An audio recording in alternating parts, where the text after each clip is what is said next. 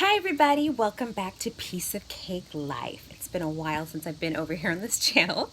My kids have actually been asking me, Mom, have you been posting YouTube videos? I was like, not really. I'm mostly on Instagram now. They're like, you can't just abandon your subscribers. I was like, all 11 of them.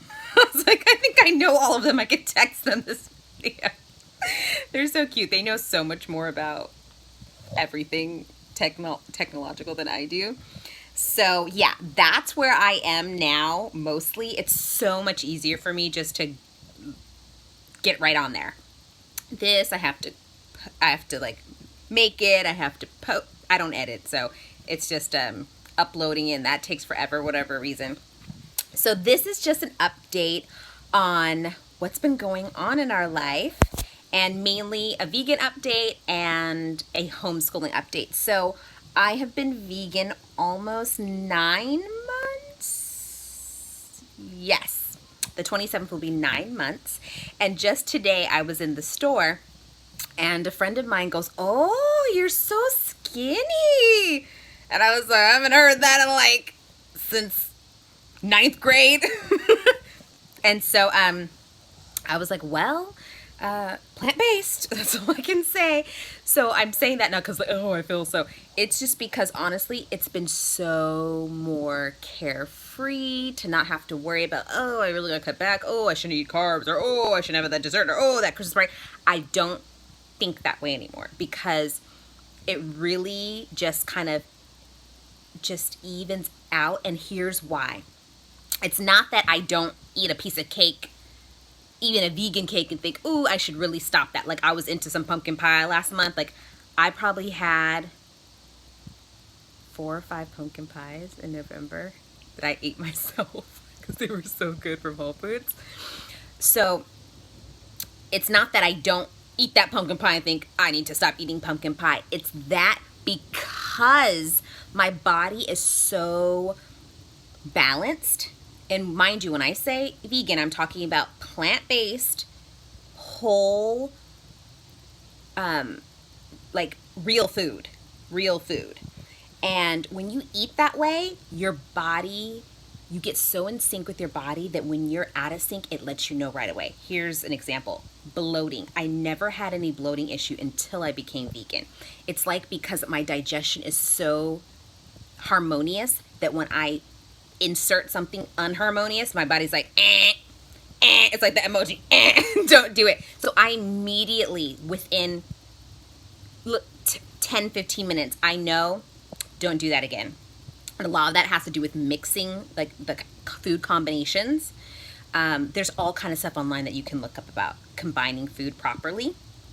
So the main thing is you don't want to put too much cooked food with fresh food. You want to separate that. So you never want to eat like fruit after dinner because the fruit digests fast. The cooked food takes longer.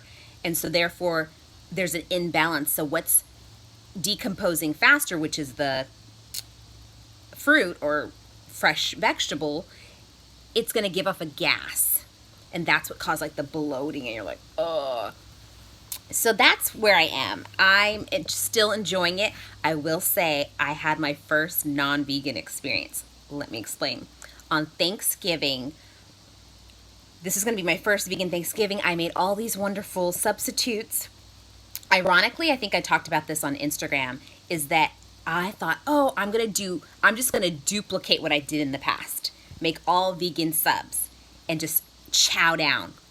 That's not what happened. I made all my vegan subs. They all tasted delicious. However, when it came time to eat it, I didn't want a lot of it because again, I'm not used to eating like heavier, like casserole-y type of things, which are what I made.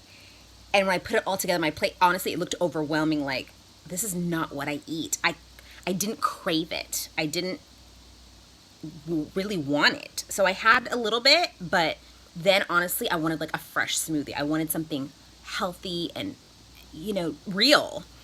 And so I didn't eat any of my leftovers. My kids, my husband ate the rest. I didn't. I looked in my fridge and I was like, So that was unexpected. I didn't think I'd feel that way. And I didn't feel bad. I didn't go, oh, Thanksgiving, I'm somehow been robbed. I did not feel that way at all. I felt vibrant. I felt everybody else, seriously, I watched around everybody was dropping like flies. My sister's like in the corner, like somebody's giving her like ginger ale because she's like going down. Everybody's going down. And I just felt like I had to be somewhere else. I had to be my in-laws. They had family in town, and I was able to still be energetic because I was keeping in tune with my body and what it asked me for. Where was I going with that? I started with the Thanksgiving. Then I went back. Oh, whatever. It come back to me.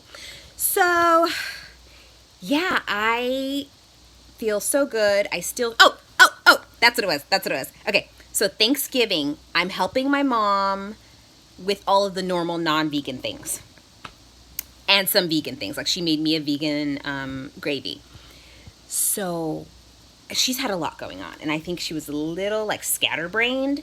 So, simple things. Like, she used a yellow red bell pepper in the gravy and blended it. And it gave off a very sweet flavor because it was yellow. And it's sweeter. And it was like gazpacho-y. I don't even think I've ever had gazpacho, but I'm like, this is what gazpacho must taste like. It didn't taste like gravy. That's the point. And I can see she's getting flustered because we're going to be transporting all of the food to another location nearby. So she really wanted everything done so we could get it loaded. And we had people there to transport. So I felt so, and she goes, can you taste this? And she goes, oh, we can't. And I was like, oh, I feel so bad. I'm like, I could just tell from you just want to help someone, the look on their face. It's like, okay, I told her I'll take one for the team. So I tasted the gravy, the regular turkey gravy. I doctored it up, and it did taste good. I added truffle butter, so mushroom truffle butter, because the umami flavor from the mushroom muted that sweet flavor from the yellow bell pepper, and it really helped. But guess what? Again, 10 minutes later, my stomach was like, because it's oily, gravy is like fat-based.